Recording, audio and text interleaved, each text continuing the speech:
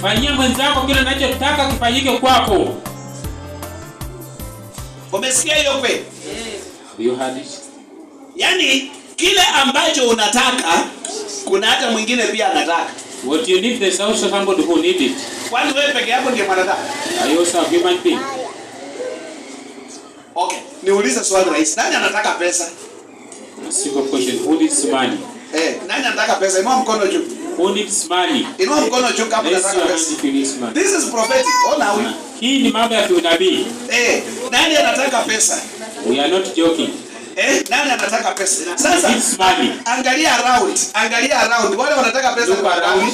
Who needs money? Look at just angalia around. Wale wanataka pesa ni wangapi? Just look around.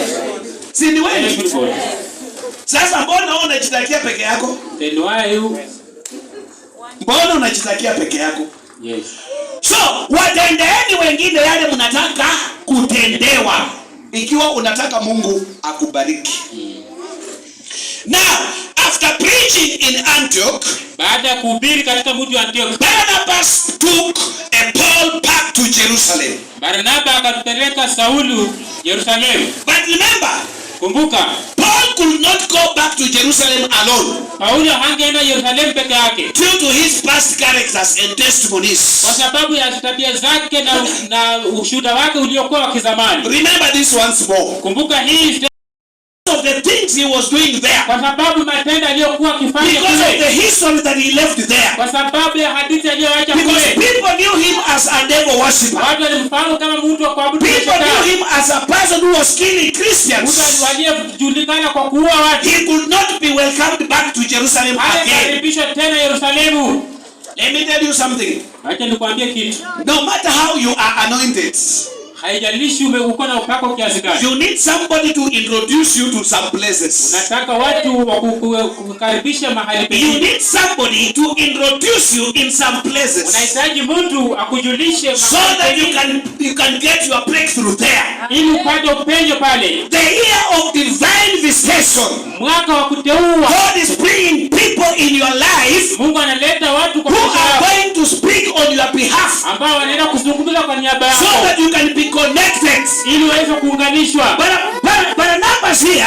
Barnaba hapa is meant to take you to places where you could not make it alone. Yuko tayari kukupeleka mahali ambapo huwezi peke yako. Let me tell you this. Acha nikwambie hili. This year, mwaka huu, God is sending you people. Mungu anakutumia watu that will take you to places ambao watakupeleka mahali that you could not make on your own. Ambao ungefanya peke yako. That is why I've told you. Ndipo nimekwambia get your visa today. Tafuta leo hii passport yako. Siniuliza tu swali rahisi. Hata mwingine huko nje amesema uliza. Wonderful. Bwana asifiwe sana. Nani amewahi panda ndege? Labda kwa ndoto. Mwingine amesema labda kugusa, mwingine amesema amepanda kwa ndoto. Unanipata vizuri? Yes. Mwaka huu ndio utapanda. Amen. Bwana asifiwe sana. Usicheze na Mungu. Alafu kabla hujaingia unahitaji kwenda huko sometimes kufanya some practices. Umesikia tumesema kwamba you need to exercise your faith. Umesikia hivyo? Yes. Don't be like my friend. Usikue kama rafiki yangu. Don't be like my kama rafiki yangu. One of my friends, the first time, marafiki wangu siku ya kwanza, the first time alipata kibali ya majuu. Unanipata vizuri? Yes.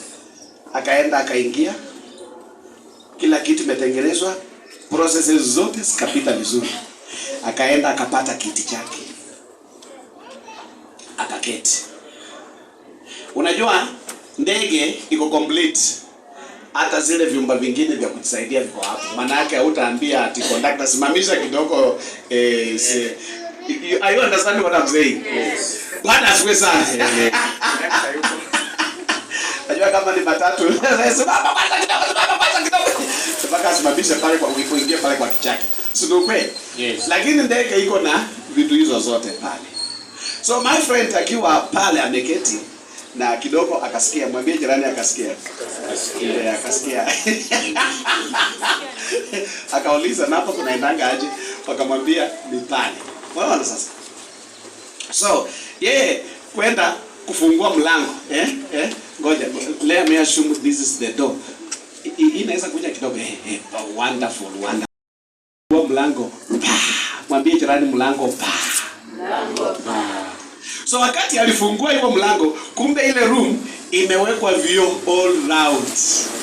Unaona sasa? Vioo imeweka. So wakati anafungua ika reflect wale watu wamekaa pande. So alipoingia akaona kumejaa tena akarudi. Are you hearing? Ameona watu pia kumbe wengine wamekaa pande hii. Mwambie jirani shauri yako. Uende huko uexercise. Tafuta mtu akuconnect uendeko huko uexercise. Ujueko mambo mengine kidogo. Na ujueko pia processes. Utaenda huko utapotea hata mahali pa kwanza peke yake.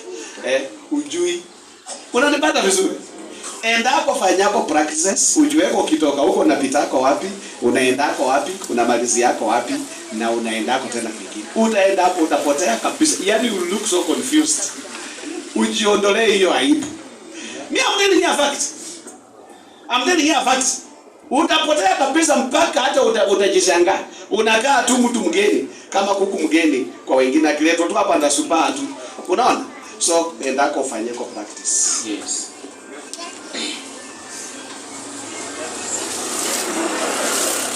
Some of the problems we are having today shida zingine tuko nazo leo hii are the people around us. Ni watu waliotuzingira. Because some of the people around us sababu waliotuzingira are the people blocking our ways. Wazuia njia zetu. We are speaking about connectors like Barnabas. Tunazungumzia watu wa kuunganisha kama Barnabas. But others are here to block your ways. Wengine wako hapa kuzuia njia zako. Let me speak this prophetically. Wacha nizungumze hii kiunabii. In the name of Jesus Christ. Kwa jina la Yesu. This year nobody is going to block you. Mwaka huu hakuna atakayokuzuia. Nobody is going to stand against you. Hakuna anayeweza kinyume na wewe. Whoever will try. Na yeyote atakayejaribu. Whoever will try. Yeyote atakayejaribu atakutana na Mungu mwenyewe. Yes. This is a different year. Huu ni mwaka tofauti. The characters of Paul in the beginning tabia za Paulo kwa kule mwanzo could not make him accepted in Jerusalem. Hangekubaliwa Yerusalemu. So he needed somebody to speak on his behalf. Alitaka mtu azungumze juu yake. It doesn't matter how prayerful you are. Haijalishi wewe unaomba wewe. There are places you cannot go without connections. Kuna njia zingine huwezi enda bila kuunganishwa. It doesn't matter how anointed you are. Haijalishi uko na upako kiasi gani. You need some connections. Unataka kuunganishwa. Somebody to introduce you. Unataka mtu kujulisha. The apostles knew Barnabas. Hapa mitume walijua Barnaba. The apostles in Jerusalem. Mitume waliokuwa Yerusalemu. They knew Barnabas. Walijua Barnaba. But they could not know Paul. Hawangemjua Paulo. That is why Paul was to be introduced. Ndio sababu ilifanya Paulo ajulishwe. I want you to know this, my brother. Nataka ulijue hili ndugu yangu. No, it is not that everybody knows you. Sio kila mtu anakufahamu. There are people who don't know. Watu wakufahamu. Don't mistake everyone. Usichukue makosa around you. ambayo iko karibu na wewe. Because there are people kwa sababu kuna watu who have never seen you. Hawajai kuona. They don't know about your testimonies. Hawajui ujumbe wako. Now for you to get that breakthrough, lazima uwe na upendo. You need somebody to speak on your behalf. Kama mtu azungumze kwa sababu yako. You can be very powerful. Unaweza kuwa mtu mkuu. But not everybody can recognize those powers you have. Sio kila mtu anayefahamu ile nguvu unayo. Not everybody can recognize the greatness you have. Sio kila mtu anayejua ukuu ulio nao. You need somebody to introduce you. Unahitaji mtu akujulishe. You need Barnabas to introduce you. Unahitaji mtu akufanyie. You need Barnabas to change things upside down. Unafaa ujue Barnabas so that you can be accepted. Ili ujulikane. Now listen to this. Sasa sikiza. God can send you a Barnabas. Barnabas anaenda kuzungumza. Wewe mwenyewe unaenda unaharibu. Listen to me. Sikiza. When Barnabas is speaking, wakati Barnabas ananena, because God is sending a Barnabas to you. Sababu Mungu anatuma Barnabas kwako. When Barnabas is speaking, wakati Barnabas anazungumza maneno, shut up your mouth. Sikiza, kuwa makini ukisikiza. Because Barnabas is speaking. Sababu Barnabas ananena on your behalf. Ananena kwa niaba yako. Kabla hajamaliza wewe pia umefungua mdomo. jirani tabia. Tabia. Mwambie tena tabia. Tabia. Kama sio muozo tabia gani?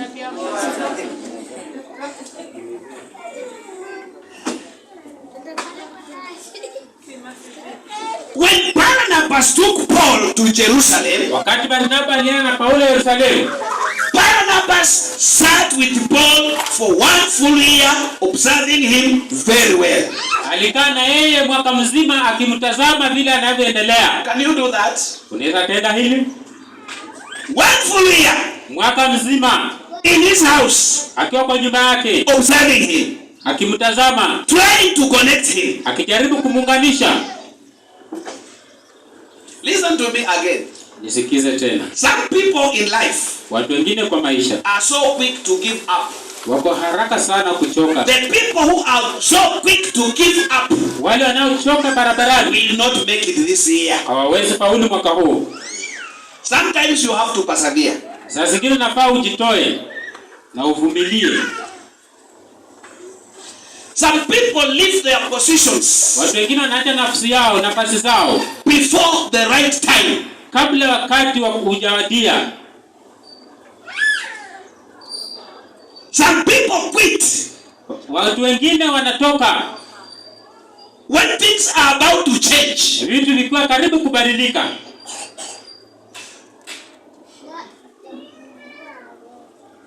We as Christians, sisi kama Wakristo, we are called to persevere. Tumeitwa kuvumilia and to wait for the right time. Na tungoje wakati unaofaa. When you are so quick, wakati uko haraka to quit, kutoka, remember, kumbuka, there are things you will not achieve. Kuna vitu hautafaulu. Acha nikupe ushuhuda kidogo. Mwanadada huyu mume yake alikuwa kidogo kumbafu. Mwambie jirani kidogo kumbafu. Mlevi kidogo. Sumbufu kidogo. Na kuchelewa kukuja na kulalala nje. Tabia so. You get it? So the sister was born again. Akawa amemuombea. Unanipata vizuri? Mpaka akaomba akachoka. Mwambie jirani mwaka huu usichoke. Mwaka huu usichoke. So, wakati alikuwa naomba, ndio mzaa alikuwa anazidi kwa mbaya zaidi. Kulewa na kulala nje kabisa. So one day akawa amemngoja for 3 days. Bila alipata mshahara na akapotea. Kuna wazee akiwa hana pesa ako kwa nyumba. Tena mnyenyekevu anaongea vizuri. Mko vipi kwa hii nyumba? Na wapenda familia yangu, nyinyi ni wazuri. Na akipata pesa amepotea, utamuona zikiisha anarudi na sukuma wiki ya 20 bob. Anarudi na omena. Hata mwingine anakuja hata bila hiyo omena. Hata bila sabuni ya kuoga.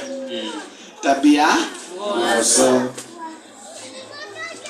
Unanipata vizuri? Huyu mtu alikuwa amepotea for 3 days. Kwa siku 3. And now the lady, sasa mwanadada, decided. Kaamua. Akasema enough is enough. I have to pack up my belongings and go. Lazima niweke hizi vitu na niende. Unanipata? So akapanga vitu zake zote kwa nyumba, akaweka kwa mfuko, akashika njia, anafanya nini? Anaenda. Wakati ameondoka ameenda, kumbe mzee wake mahali alitokea. Alipigwa huko na wakora wakamnyang'anya pesa. Bahati mzuri akaja akakuta kuruseti mahali, akaenda akaamua kuokoka. Sasa mzee anaokoka na wewe umebeba mzigo unaenda.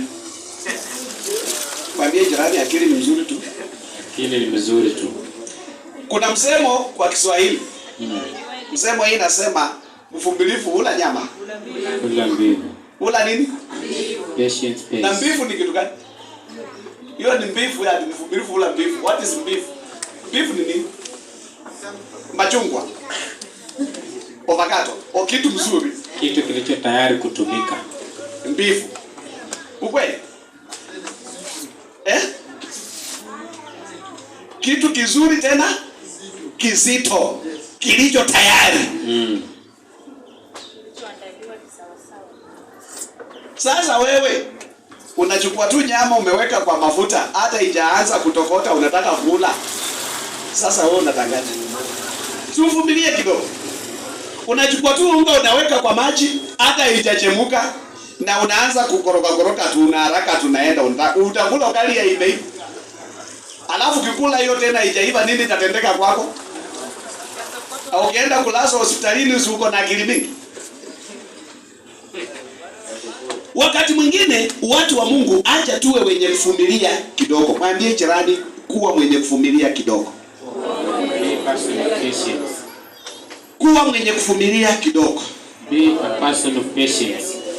Now, sasa, before I end this message, kabla sijamaliza somo hili,